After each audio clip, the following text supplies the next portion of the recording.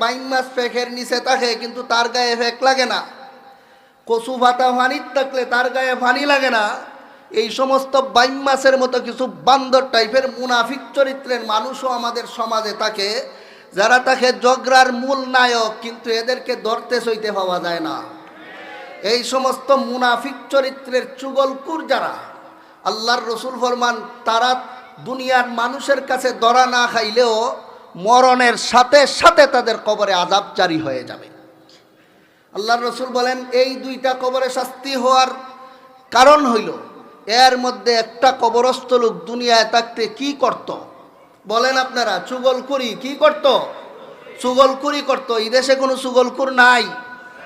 পরিবারের মধ্যে ঝগড়ার পিছনে চুগলকুর দায়ী, মসজিদের কমিটির সাথে ইমাম সাহেব লাগার পিছনে কমিটি চুগলকুর দায়ী, মুসল্লিরা ইমাম সাহেবের পিছনে লেগে যাওয়ার পিছনেও আরেক চুগলকুর দায়ী, সমাজের মধ্যে হানাহানি মারামারির পিছনে অনেকটাই চুগলকুর দায়ী থাকে।